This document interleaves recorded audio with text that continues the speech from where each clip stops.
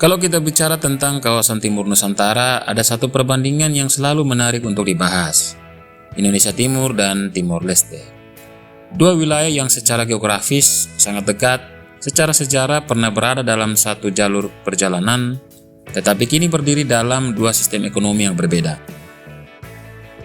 Pertanyaannya sederhana, tapi dalam. Siapa sebenarnya yang lebih kuat secara ekonomi? Mari kita mulai dari skala wilayah dan jumlah penduduk.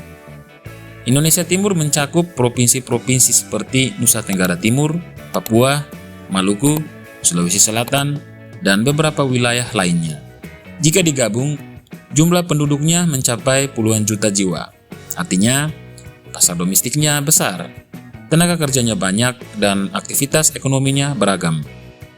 Sementara itu, Timor Leste adalah negara kecil dengan populasi sekitar 1,4 juta jiwa. Skala ekonominya tentu jauh lebih kecil jika dibandingkan secara total dengan Indonesia Timur.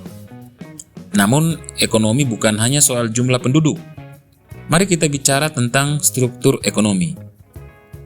Timor Leste selama bertahun-tahun sangat bergantung pada sektor minyak dan gas. Ladang minyak di Laut Timur menjadi tulang punggung pemasukan negara.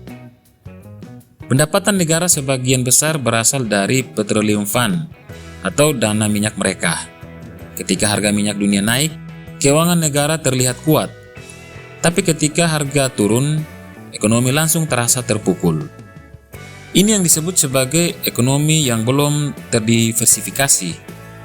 Ketergantungan pada satu sektor membuat fondasi ekonomi menjadi rapuh.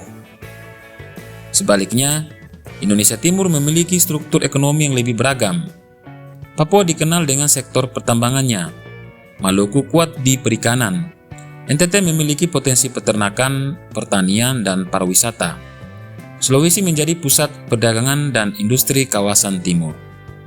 Artinya, jika satu sektor melemah, masih ada sektor lain yang menopang. Tetapi di sini ada fakta menarik. Jika kita melihat pendapatan per kapita Timor Leste dalam beberapa periode, justru terlihat lebih tinggi dibanding beberapa provinsi di Indonesia Timur. Kenapa bisa begitu? Karena jumlah penduduknya kecil sementara pendapatan dari minyak cukup besar. Jadi ketika dibagi per orang, hasilnya terlihat lebih tinggi. Namun angka ini seringkali tidak sepenuhnya mencerminkan kesejahteraan real masyarakat secara merata. Sekarang kita masuk ke faktor pembangunan. Indonesia Timur memiliki dukungan anggaran dari pemerintah pusat di Jakarta. Infrastruktur seperti jalan, pelabuhan, bandara, dan listrik terus dibangun melalui APBN. Artinya walaupun beberapa wilayah masih tertinggal, ada suntikan dana besar setiap tahun.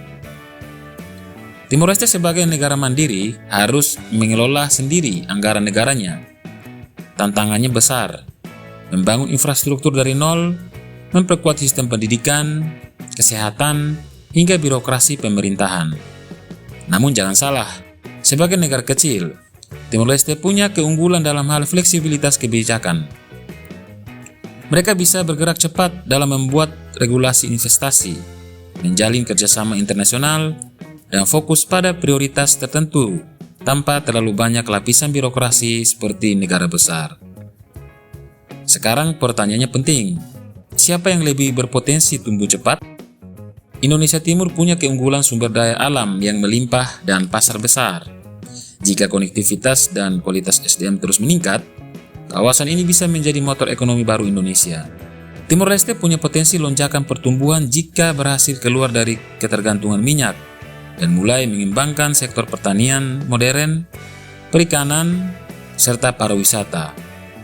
Dengan populasi kecil, dampak kebijakan yang tepat bisa langsung terasa signifikan. Tetapi realita hari ini, jika kita berbicara tentang total kekuatan ekonomi, volume perdagangan, nilai produksi, dan kapasitas fiskal, Indonesia Timur masih jauh lebih besar dibandingkan Timor Leste.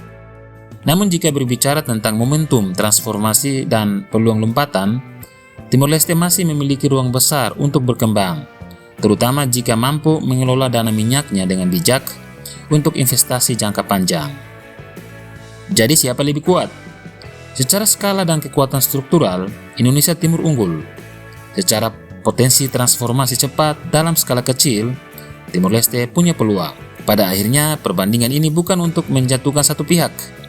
Justru yang lebih penting adalah bagaimana kawasan timur ini bisa saling terhubung, saling berdagang, dan tumbuh bersama. Karena masa depan ekonomi kawasan timur tidak ditentukan oleh siapa yang lebih besar, tetapi oleh siapa yang paling siap berubah.